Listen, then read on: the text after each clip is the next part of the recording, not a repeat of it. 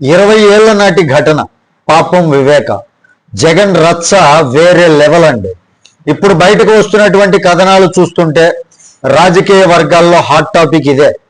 ఆంధ్రప్రదేశ్ మాజీ ముఖ్యమంత్రి వైఎస్ఆర్ కాంగ్రెస్ పార్టీ అధినేత వైఎస్ జగన్మోహన్ రెడ్డికి ఆయన సొంత బాబాయి డాక్టర్ వైఎస్ వివేకానంద రెడ్డికి మధ్య అప్పట్లో ఏం జరిగిందన్నటువంటి చర్చ మళ్ళీ తెరపైకి వచ్చిందండి. అయితే ముందే ఒక విషయం క్లియర్ చేసుకోవాలి. ఇప్పుడు చెప్పబోయేది అప్పట్లో ప్రచారంలోకి వచ్చినటువంటి కథనాలు, రాజకీయ వర్గాల్లో వినిపించినటువంటి వాదనలు, మీడియా రిపోర్ట్ల ఆధారంగా బయటకు వచ్చినటువంటి చర్చలు మాత్రమే. ఇవన్నీ అధికారికంగా నిర్ధారించబడినటువంటి వాస్తవాలు అన్నట్లుగా చూడకూడదు. కానీ రాజకీయంగా మాత్రం ఇవి భారీ చర్చకు దారితీస్తున్నాయి. అసలు ఈ 20 ఏళ్ల నాటి విషయం ఇప్పుడు ఎందుకు బయటకు వస్తోంది అంటే, రాజకీయాల్లో ప్రత్యర్థుల కుటుంబ విషయాలు బయటకు లాగడం కొత్తని కాదు. జగన్ కూడా ప్రత్యర్థులపై కఠిన విమర్శలు చేస్తారు, వాళ్ళ కుటుంబ విషయాలపై మాట్లాడతారు అని ప్రతిపక్షం ఆరోపిస్తుంది కూడా. అందుకే ఇప్పుడు వాళ్ళు కూడా వైఎస్ కుటుంబంలో జరిగినటువంటి పాత విషయాలను బయటకు తీసుకొస్తున్నారు. ఇవన్నీ కూడా రాజకీయ విశ్లేషకులు అంటున్నటువంటి మాటలే. అయితే అసలు కథ ఏంటంటే, 2004లో ఉమ్మడి ఆంధ్రప్రదేశ్లో కాంగ్రెస్ పార్టీ అధికారంలోకి వచ్చింది. వైఎస్ఆర్ సీఎం అయ్యారు. కడప ఎంపీగా వైఎస్ వివేకానంద రెడ్డి గారు గెలిచారు. అదే సమయంలో రాష్ట్రంలో వైఎస్ఆర్ ప్రభంజనం నడిచింది.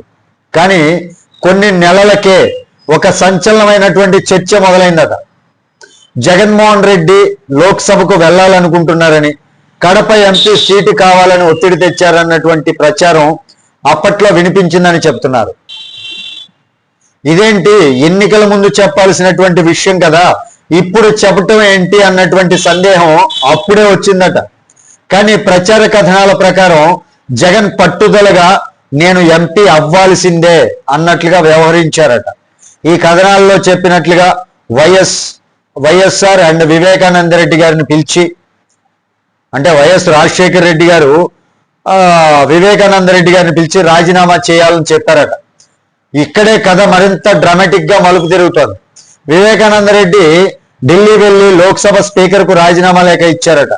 కానీ అక్కడ ఆయన చాలా భావోద్వేగానికి లోనయ్యారని, మాట్లాడలేకపోయారని, కళ్ళల్లో నీళ్లు కూడా వచ్చాయని అప్పటి కథనాలు చెబుతున్నాయి. ఇది నిజమా కాదా అనేది స్పష్టమైనటువంటి అధికారిక ఆధారాలు లేవు. కానీ ఈ కథనమే ఇప్పుడు సోషల్ మీడియాలో వైరల్ అవుతుంది. అప్పటి రాజకీయ వర్గాల ప్రచారం ప్రకారం విషయం సోనియా గాంధీ దృష్టికి వెళ్ళిందట.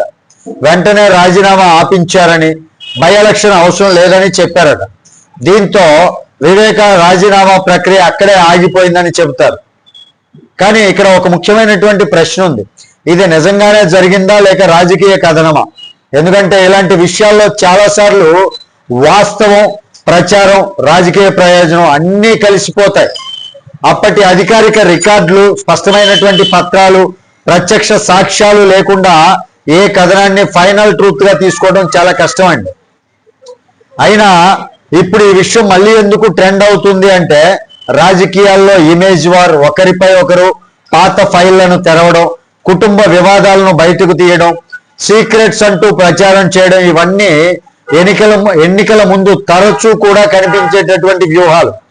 ఇంకా కొందరు విశ్లేషకులు ఏమంటున్నారు అంటే, జగన్ తన రాజకీయ శైలి మార్చుకోకపోతే ఇంకా వైఎస్ కుటుంబానికి సంబంధించినటువంటి ఎన్నో పాత కథనాలు, ఎన్నో పాత కథలు, ఎన్నో మర్చిపోయినటువంటి గతాలు అన్నీ కూడా బయటకు రావచ్చని మరికొందరు మాత్రం ఇవన్నీ రాజకీయ మైలేజ్ కోసం చేస్తున్నటువంటి డ్రామా అంటున్నారు.